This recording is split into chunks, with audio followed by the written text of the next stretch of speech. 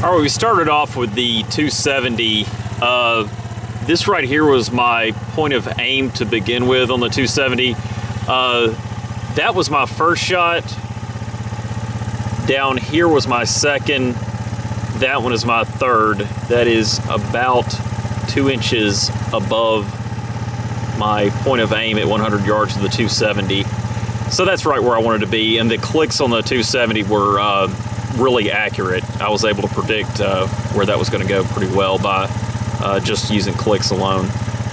Down here, this is the 7mm point of aim. First shot was down here. The second shot was way up here, about 4 or 5 inches high. The clicks on this one are not quite as accurate. They're more like 3/4 of an inch for every hash mark on your scope. At any rate, that was third shot, that was fourth. That's pretty much where I wanted it to be for 100-yard zero, about an inch high. And that's what it says on the ballistics table for 100 yards.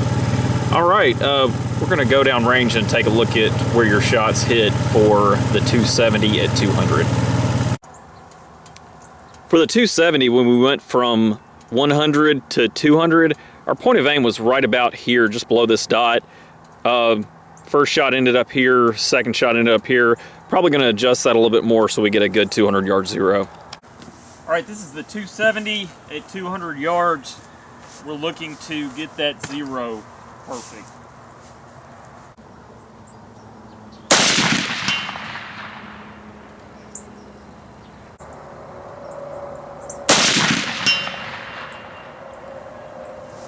That was it. I think we scared the hell out of that bird on top of there too. Hey, the 2 dots in the middle, those are gonna be from the 270.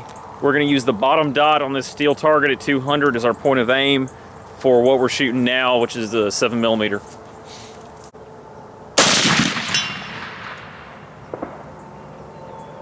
That was about perfect. Okay, again, this is a 200-yard target. With the 270, that was my point of aim right there. First shot was right here. Second shot after throwing some clicks on there was right here. Down here at the bottom, point of aim, point of impact for the 7mm. All right, we've got the 270. We're gonna go 100, 200, and 300 yards.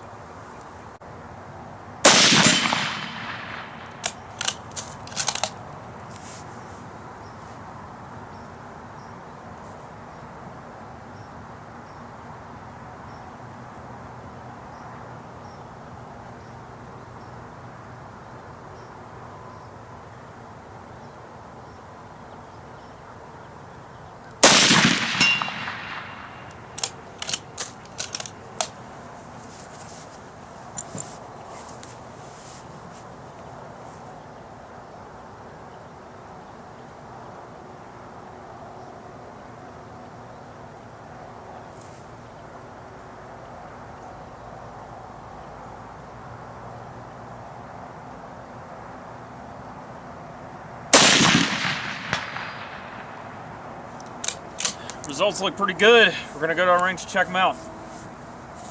Okay, on your ballistics chart here, it says that at 100 yards, assuming a 200-yard zero, you should be 1.4 inches high. This is your target at 100 yards, and that is about 1.4 inches high. This is a 270 at 200 yards. That right there was my point of aim. Point of impact is about 2 inches away. Here at the 300-yard line with the 270, it says on the ballistics chart you should have had 6.4 inches of drop. Your actual drop at 300, use the top of the target as my point of aim, and it's dead center about 11.5 inches down, 300 yards. 7mm, 100, 200, and 300.